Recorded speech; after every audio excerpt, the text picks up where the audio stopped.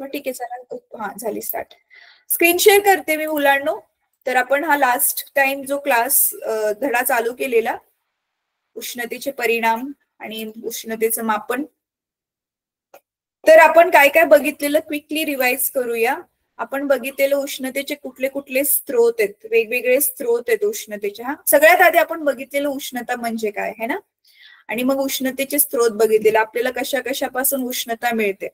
आणि त्याच्यानंतर ना मग आपण बघितलेलं, हे प्रत्येक स्रोत आपण व्यवस्थित रिवाइज करून घेतलेला, म्हणजे समजून घेतलेला. सूर्य, पृथ्वी, रासायनिक ऊर्जा जी आहे ती रासायनिक अभिक्रिया होऊन बाहेर पडते. परत विद्युत ऊर्जा, अणुऊर्जा, हवा, हे सगळे उष्णतेचे स्त्रोत येथे आपण बघितलेलं. हवेमध्ये पण उष्णता सामावलेली असते. आणि आपण हे बघितलेलं की उष्णता आणि तापमान ह्या दोघांमध्ये काय फरक आहे तो बघितलेला.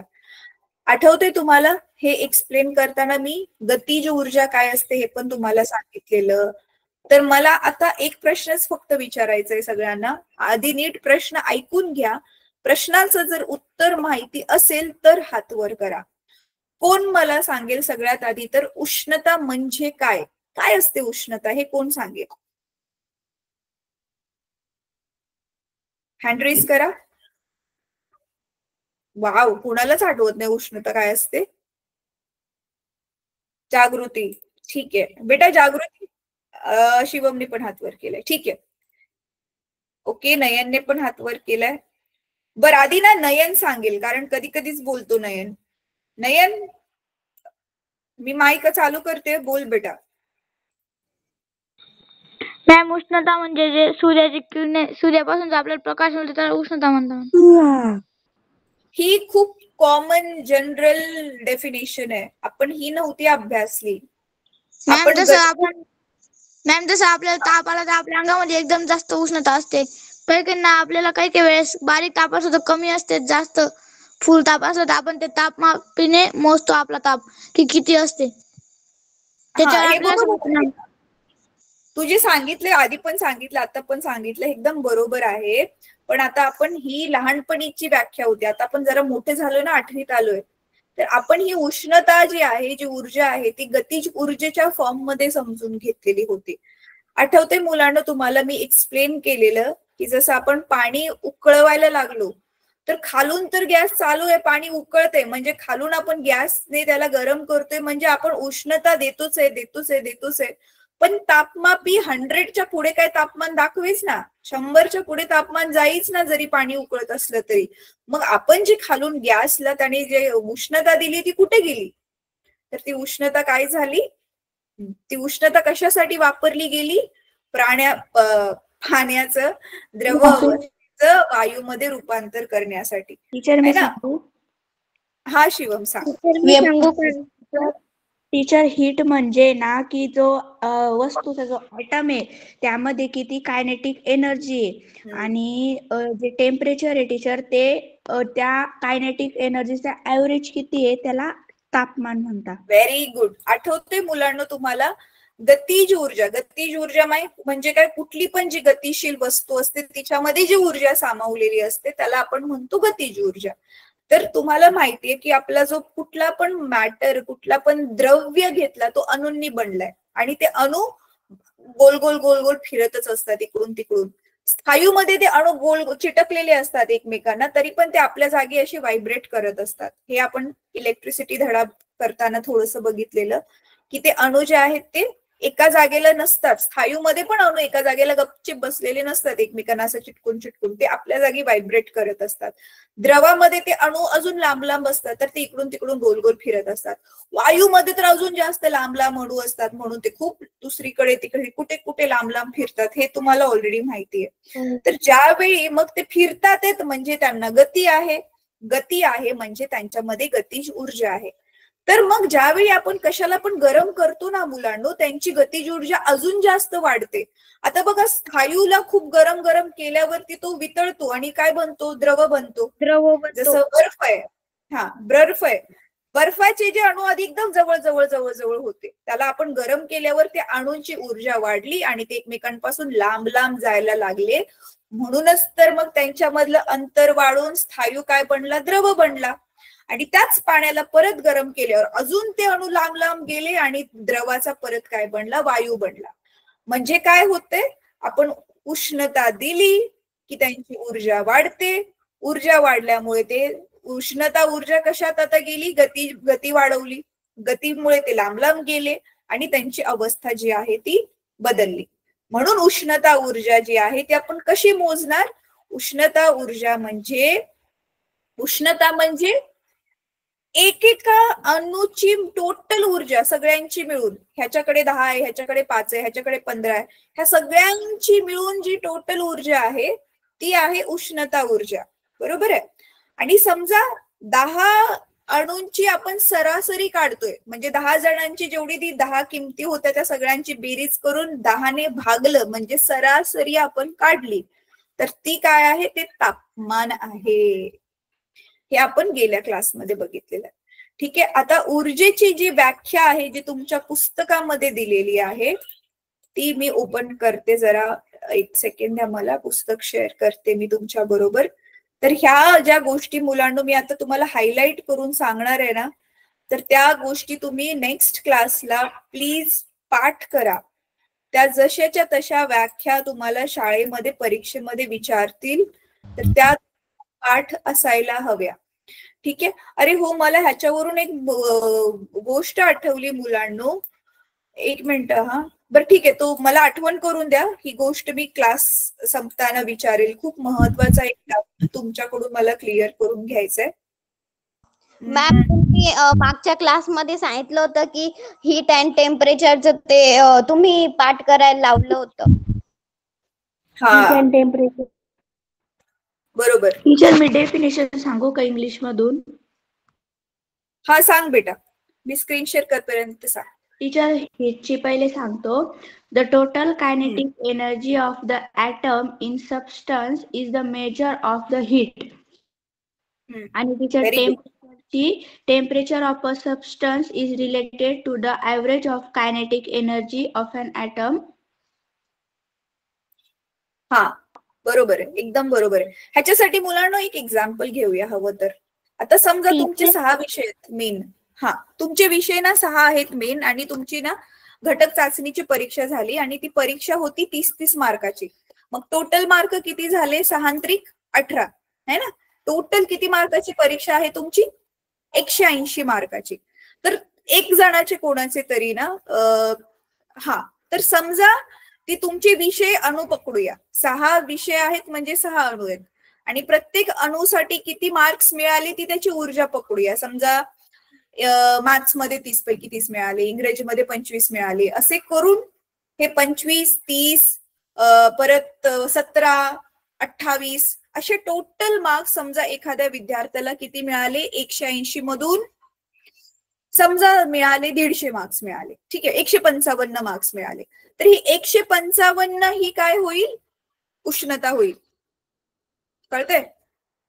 आणि 155 भागिले 6 म्हणजे एका विषयामध्ये सरासरी किती मार्क्स मिळाले, 155 भागिले 6 करून जे उत्तर येतंय ते काय असेल, मग तापमान असेल. कळलं तुम्हाला काय म्हणते? टक्केवारी.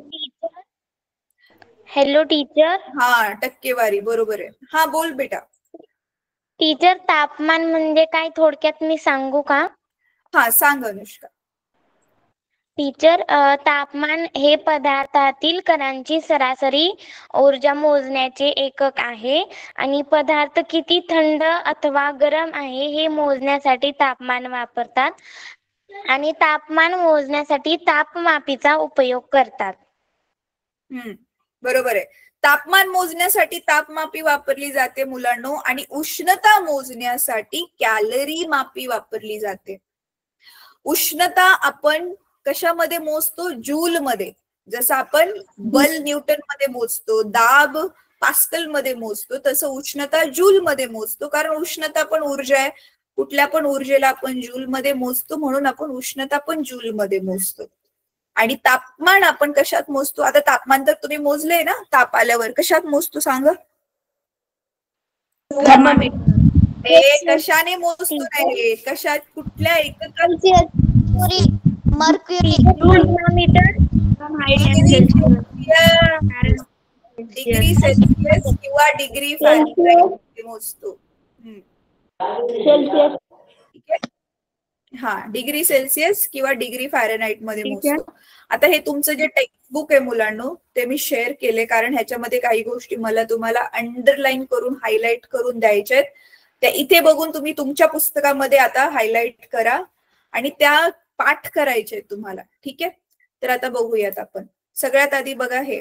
टीचर एक विचारायचंय. बेटा एक मिनिट, मला हे सांगू देत, मग मी नक्कीच तुझ्याकडून ऐकून घेते तुला काय म्हणायचंय.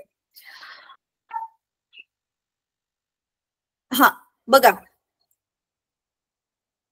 हे बघा, हा वाला पॅरेग्राफ. उष्णता ही एक प्रकारची ऊर्जा आहे जी अधिक तापमान असलेल्या वस्तूकडून कमी तापमान असलेल्या वस्तूकडे प्रवाहित होते. बरोबर आहे. आता पुढे, एखाद्या वस्तूचे तापमान हे ती वस्तू किती उष्ण किंवा किती थंड आहे हे दर्शवते. थंड वस्तूचे तापमान उष्ण वस्तूच्या तापमानापेक्षा कमी असते, म्हणजे आईस्क्रीमचे तापमान चहाच्या तापमानापेक्षा कमी असेल. ठीक आहे. आणि परत काय केलं आपण, उष्णता दिल्यास वस्तूचे प्रसरण होते, वस्तू थंड केल्यास तिचे आकुंचन होते, हे पण बघितलेलं आहे आपण. ठीक आहे. तर आता उष्णतेचे जे SI एकक आहे ते काय आहे, जूल. आता जसं मी तुम्हाला सांगितलं, उष्णतेचे एक SI एकक जूल आहे आणि CGS मधील एकक काय आहे, कॅलरी. काय आहे, कॅलरी. आणि 1 कॅलरी उष्णता 4.18 जूल एवढी असते. म्हणजे 1 कॅलरी म्हणजे किती, 4.18 जूल. ठीक आहे. 1 ग्राम पाण्याचे 1 अंश सेल्सिअसने वाढवण्यासाठी जेवढी उष्णता लागते, जेवढी ऊर्जा लागते, त्याला 1 कॅलरी ऊर्जा असे आपण म्हणतो. एक सेकंड ना मुलांनो, मला ना वारंवारच कॉल येतो कोणाचा, तर 1 मिनिट.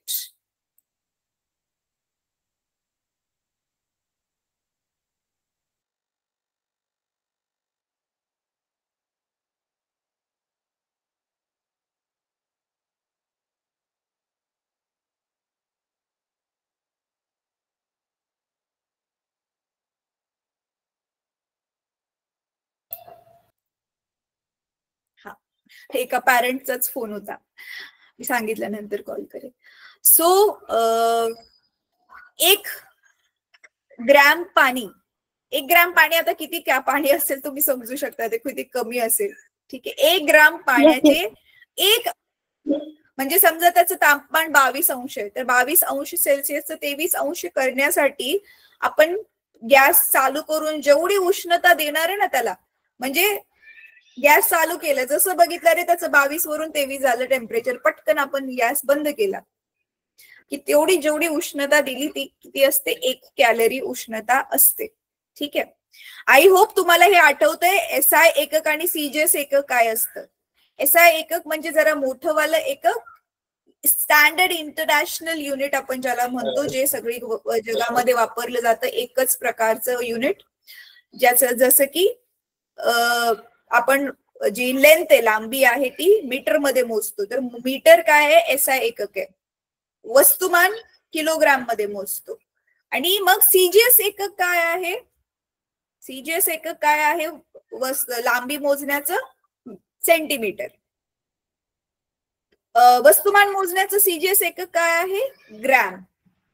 तसं उष्णताचं SI एकक आहे, SI म्हणजे स्टँडर्ड इंटरनॅशनल युनिट आहे, जूल. आणि छोटं वालं युनिट आहे, CGS युनिट आहे, कॅलरी. कॅलरी. कळतंय. म्हणून बघा, पाण्याला पण आपण ग्रॅम मध्ये घेतलंय. ठीक आहे. चला आता पुढे आपण बघूयात अजून ह्याच्यामध्ये. हा, तर एक तर ह्याला हायलाइट करा मुलांनो, हे पाठ पाहिजे. मी म्हटलं ना अंडरलाईन करायचंय, ह्याला अंडरलाईन करा. केलं अंडरलाईन? वरचं नाही, सध्या जे अंडरलाईन करून तोंडपाठ पाहिजे ते मी सांगते, हे तोंडपाठ पाहिजे. ठीक आहे. ह्याला अंडरलाईन करा. त्याच्यानंतर ना, जे आपण त्या दिवशी बघितलेलं, टीचर तुम्ही ते पाठ करायला सांगितलं होतं. हा, हो टीचर, तुम्ही पाठ करायचं हे सांगितलं. बघा, हे टीचर हा वाला पॅरेग्राफ पूर्ण. मॅम माझं हे पाठ झालेलं आहे. ठीक आहे, झाले हो, तर चांगली टीचर. गोष्ट आहे, पण ज्यांचं नाही झालंय त्यांनी अंडरलाईन करा. ठीक आहे. तर आता ना मुलांनो, मला एक गोष्ट सांगा. चला बघूया, आता तुमचं नॉलेज मी टेस्ट करते. तुम्हाला छोट्या छोट्या गोष्टी किती आठवणीत आहेत बघूया. 1 मीटर मध्ये किती सेंटीमीटर असतात? 1000. 100. 1 मीटर मध्ये 100च सेंटीमीटर असतात. 1 मीटर मध्ये 1000 मिलीमीटर असतात. पहिला आन्सर राईट आहे, काही जणांचं चुकलं. दुसरा क्वेश्चन, 1 किलोग्राम मध्ये किती ग्रॅम असतात? 1000 ग्रॅम. 1 लिटर मध्ये किती मिलीलीटर असतं? 1000 मिलीलीटर. 1000. ठीक आहे. Yes, absolutely. तसंच ना आपण उष्णतेला जूल मधून कॅलरी मध्ये कन्वर्ट करू शकतो आणि कॅलरी मधून परत जूल मध्ये कन्वर्ट करू शकतो. चला, एक लास्टचा प्रश्न, 1 ग्रॅम मध्ये किती किलोग्राम असतात? 1000. 1 ग्रॅम मध्ये कोण म्हटलं 1/1000? Teacher 0.1. Kartik, very good, clap for you. ठीक आहे. शिवम, हा तू काय म्हणालास? 0.1. नाही, 0.001. ठीक आहे. एक ग्रॅम मध्ये किती किलोग्राम असतं हे म्हटल्यावरती बघा, इथे 1000ने गुणलेलं, उलट विचारलं 1000ने भागायचं, तर 1/1000.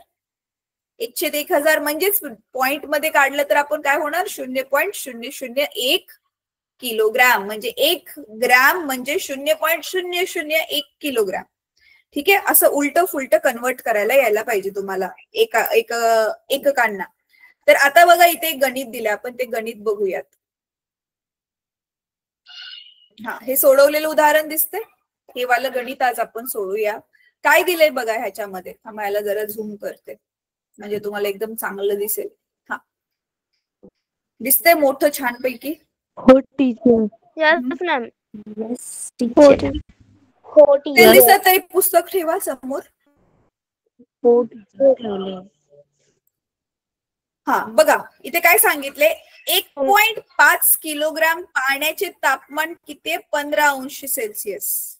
1.5 किलोग्राम पाण्याचे तापमान 15 अंश सेल्सिअस पासून 45 अंश सेल्सिअस पर्यंत वाढवण्यास किती ऊर्जा लागेल? उत्तर कॅलरी व जूल दोन्ही मध्ये द्या. ठीक आहे. तर आता इथे ना ह्यांनी सूत्र दिलं नाही, आधी नाही दिलं, इथे डायरेक्ट सूत्र दिले. तर ते आता आपण मुलांना समजून घेऊयात. तर आधी दिले पाण्याचे वस्तुमान किती आहे, किती वजनाचं पाणी आहे? 1.5 किलोग्राम.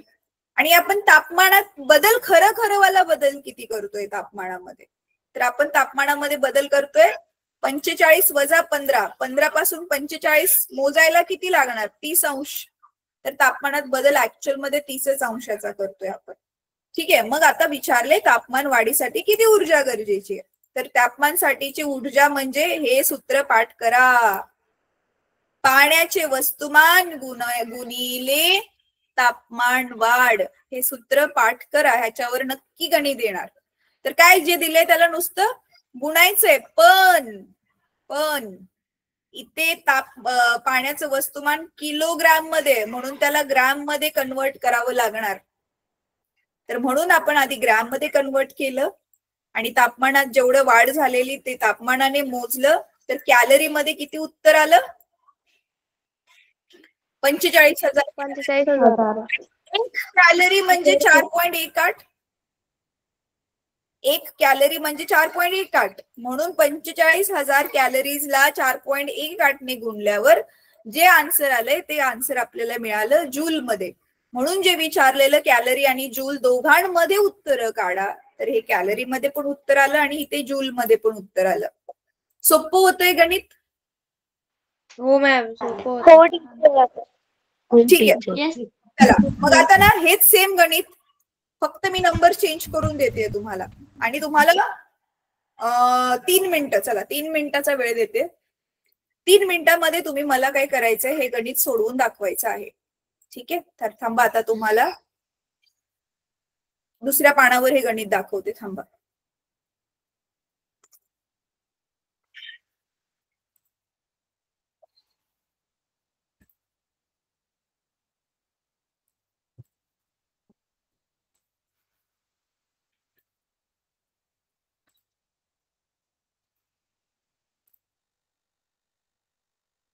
ते तुम्हाला फिजिक्स शिकायला मजा येते का रे मुलांना?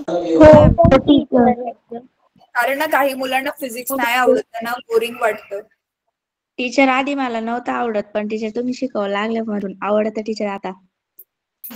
टीचर मला पहिल्यापासून विषय आवडतो. टीचर मला आधीपासूनच फिजिक्स हा सब्जेक्ट आवडतो. चला, चांगली गोष्ट. हो टीचर, मला पण आधीपासूनच आवडतो. बरं, चांगली गोष्ट. ज्यांना आधीपासून आवडतो, व्हेरी नाईस. ठीक आहे, आता इथे पाण्याचं वस्तुमान घ्या 2 kg आणि सुरुवातीचं टेम्परेचर घ्या 20. अंतिम टेम्परेचर 45च राहू द्या. चला, आता मी गणित चेंज केले. तुमच्या समोर आहे गणित जे सोडवायचे ते. दिसते स्क्रीन? 2 kg पाण्याचे तापमान 20°C पासून 45° पर्यंत वाढवण्यास किती ऊर्जा लागेल? उत्तर कॅलरी व जूल दोघांमध्ये द्या. चला, 3 मिनिटं स्टार्ट होतात ते आता. 9 वाजून 2 मिनिटं झालेत. 9:05 ला मला गणित सॉल्व्ह पाहिजे.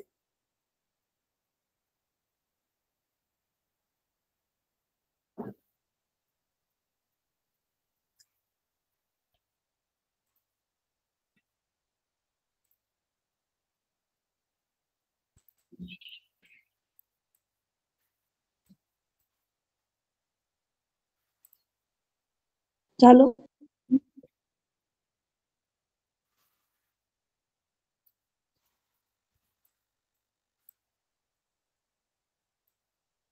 झालं?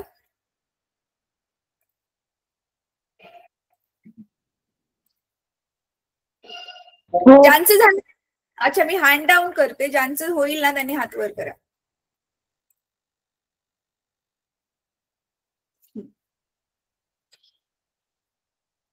मी शाळेमध्ये काय करायचे ना, ज्यांचं पहिलं होईल आणि ज्यांचं राईट आन्सर येईल त्यांना चॉकलेट द्यायचे.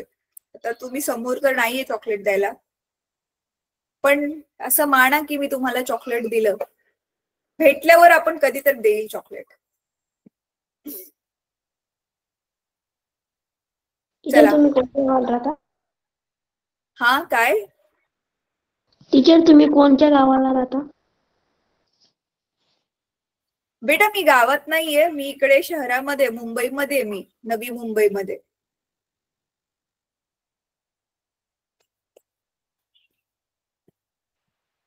टीचर नियती मॅम तुम्ही जवळ जवळच असतील. हो हो, नियती मॅम माझ्या घरापासून म्हणजे गाडीने गेलं तर 15-20 मिनिटं लागतात. 20 मिनिटं लागतात. चालत नाही का जाऊ शकत, चालत खूप लांब आहे. Teacher 5-10 kilometre. टीचर हा, 5 किलोमीटर असेल. टीचर हा शिवम. टीचर, आपण जेव्हा दवाखान्यात जातो, आपल्याला जर ताप आला असतो, डॉक्टर आपल्याला थर्मामीटरने आपला ताप मोजतो, पण टीचर ते फॅरनहाइट मध्येच का मोजतो, सेल्सिअस मध्ये का बरं नाही मोजत? फॅरनहाइट मध्ये जरा जास्त अॅक्युरेट कळतं ना, जास्त चांगलं अचूकपणे समजतं. सेल्सिअस मध्ये काय होतं, 1 ते 37 अंश आपलं नॉर्मल टेम्परेचर आहे. मग ते 38 होऊ शकतं, 39 होऊ शकतं. पण फॅरनहाइट मध्ये कसं जवळजवळ ना डबल हे आहे ना, नंबर्स आहेत. तर त्याच्यामध्ये 101, 102, 103 असा पण आपल्याला ताप कळू शकतो. हे पुढे मी तुम्हाला एक्सप्लेन करणार आहे. ज्यावेळी आपण ह्या तापमानाचं एकमेकांमध्ये कन्व्हर्जन शिकवेल ना, त्यावेळी हे समजेल तुला. ठीक आहे, चला आता मी हे गणित सोडून दाखवते. टाइम संपलेला आहे. कोणाकोणाचं उत्तर राईट आलं बरं ऐका मुलांनो, आता ही पद्धत ना सोडवायची तुमच्या पुस्तकामध्ये एवढी अॅक्युरेटली नाही दिली आहे, पण मी आता ते तुम्हाला करून दाखवते. तर समजून घ्या, नीट समजून घ्या. बघा मी कसं सोडवते. तुम्हाला पण परीक्षेमध्ये एकदम तसंच खूप छान सुंदर हँडरायटिंग मध्ये सोडवायचं आहे. जसं आपण बल आणि दाबची गणितं सोडवलेली जर तुम्हाला आठवत असेल तर बघा आपण एक पद्धत वापरलेली. कोणती पद्धत वापरलेली? काय दिलंय ते दिलेलं लिहायचं, काय काढायचं ते लिहायचं, हे सगळं केलेलं ना आपण. Teacher given. तसंच आपण चला आता ओके. मॅम माझा टीचर माझं आन्सर आलं. बरं, ज्यांचं पण आन्सर आलंय. अरे काय झालंय, चाललं का ना? तर आपण आधी काय लिहिणार? आधी आपण लिहिणार डेटा. काय दिलंय? ठीक आहे, थांबा मी माऊसच वापरते आणि चालत नाहीये.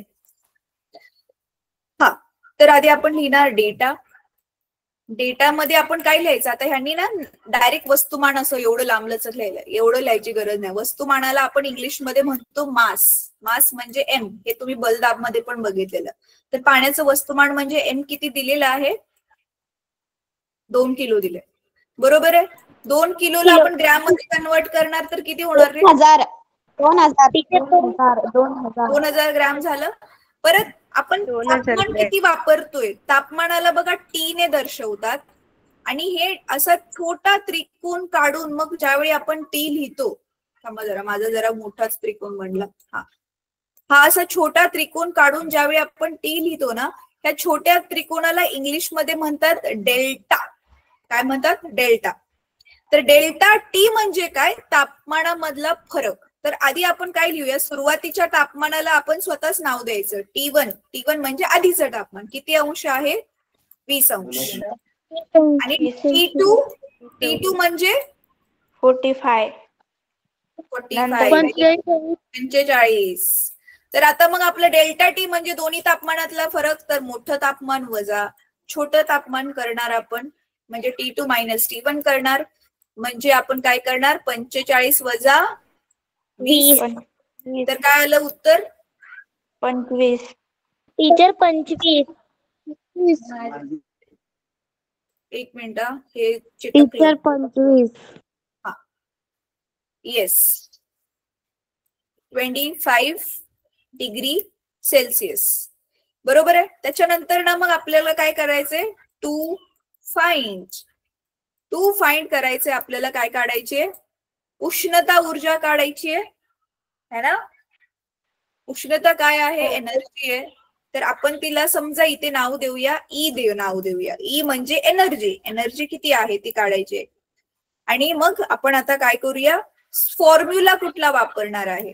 फॉर्म्युला मी हे नेक्स्ट लाईन वर लिहिलं असतं, पण मला जागा नाही पुरणार म्हणून मी ह्याच लाईनीत लिहिते मुलांनो. हा सिंगल इन्व्हर्टेड कॉमा टाकून. हा माहितीये ना, अर्धवालं चिन्ह अर्धवाक्य होतं त्यावेळी वापरतात तेव्हा.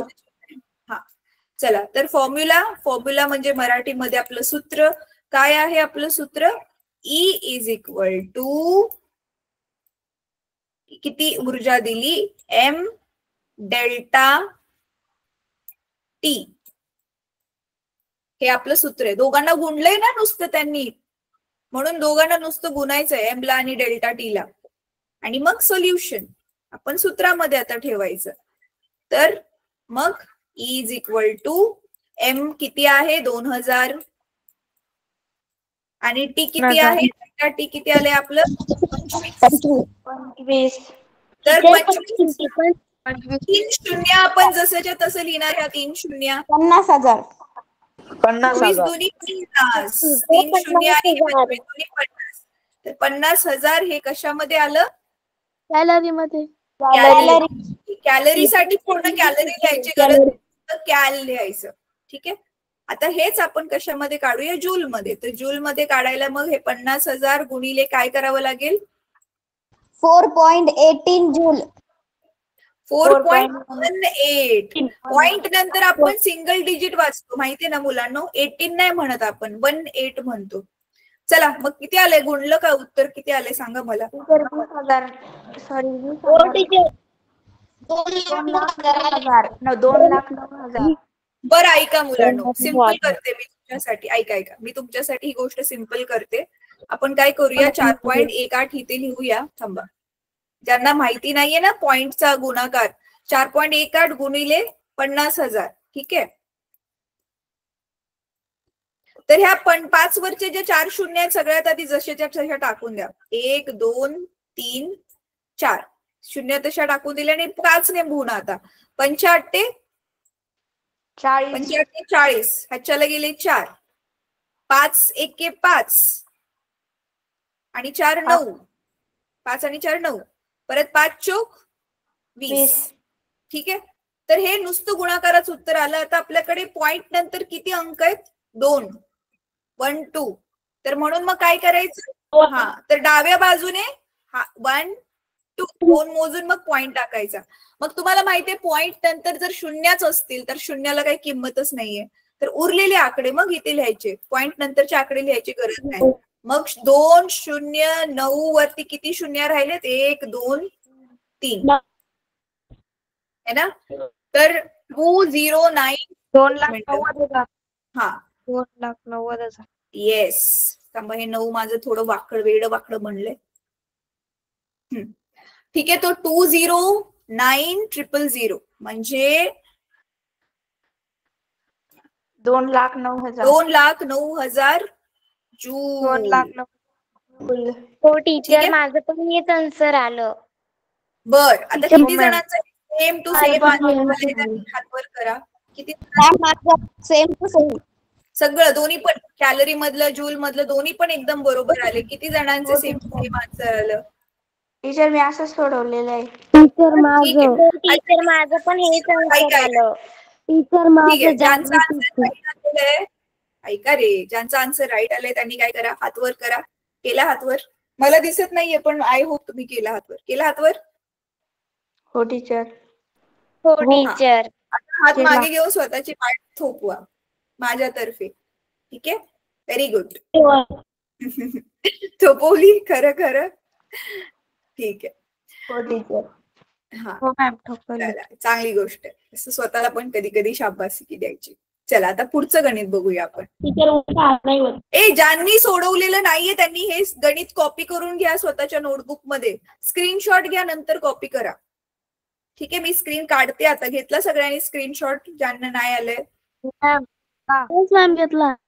हा ठीक आहे. चला आता परत आपण टेक्स्टबुक कडे जाऊया. टेक्स्टबुक मध्ये अजून एक गणित त्यांनी दिलेलं आहे ते बघूयात.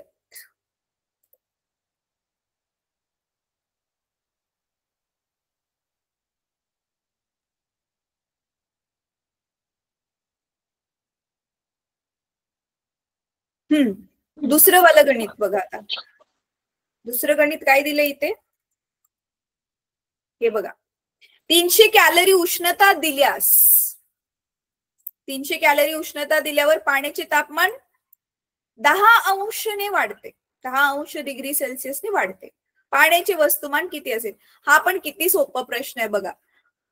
उष्णतेच्या बाजूला उष्णता ठेवणार, पाण्याचे वस्तुमान m ठेवलंय बघा त्यांनी, कारण mच तर काढायचंय. आणि तापमानात किती वाढ झालेली? 10. तर सरळ सरळ मगाच्या गणितासारखंच आहे हे. ठीक आहे. मी तिथे ना 300 कॅलरीच्या ऐवजी ना मुलांनो 500 कॅलरी घ्या आणि चला मला हे गणित सोडवून दाखवा. पण आपली मेथड बर का, आपण जसं लिहितो ना डेटा टू फाइंड वगैरे सगळं तसं लिहूनच. टीचर मला समजलंच नाही. नाही समजलं? बरं, ज्यांना समजलं टीचर, कोणालाच नाही समजलं? मॅम माझं पण आलं. टीचर 50. परत सांगा ना. मी सॉल्व्ह करते. टीचर ते परत सांगा ना. नाही समजलं teacher.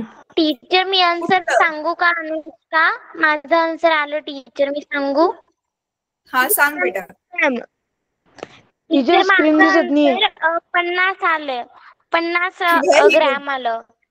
Very good. Smart girl. Smart girl. चला, तोंडीच गणित होतं तसं हे. बरं चला, ज्यांना नाही समजलं हरकत नाही. 50 आलं. हा, तुझं पण आन्सर आलं? ठीक आहे, चांगली गोष्ट आहे.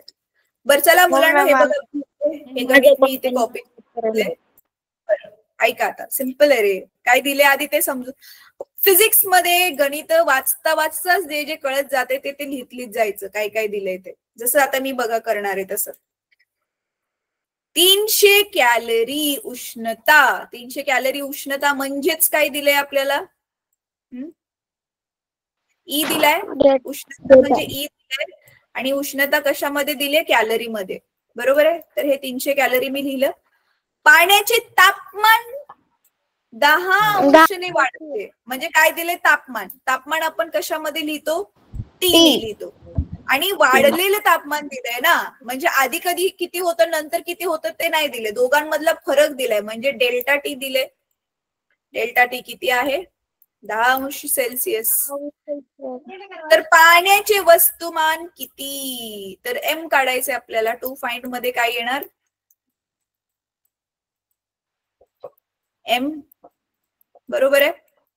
मग काय फॉर्म्युला लिहा. आपलं सूत्र काय आहे? मगाशीच लिहिलेलं. Is equal to M delta T. माझ्या मागे म्हणा हे सूत्र पाठ करा. आत्ताच्या आत्ताच पाठ करा. Is equal to M delta T. Is equal to M delta T. पाठ करा हे सूत्र. ठीक आहे. मग सोल्युशन. आता काय, ई ची किंमत ऑलरेडी दिली आहे. डावीकडे ई ची किंमत ठेवा. ई ची किंमत किती आहे? 300. एम ची किंमत माहिती नाही, एमच काढायचे आपल्याला. आणि डेल्टा टी ची किंमत किती आहे? 10. मग आपण बाजूंना रिव्हर्स करूया. मी असं पण लिहू शकते ना, एम गुणिले 10 बरोबर 300. माहितीये ना तुम्ही?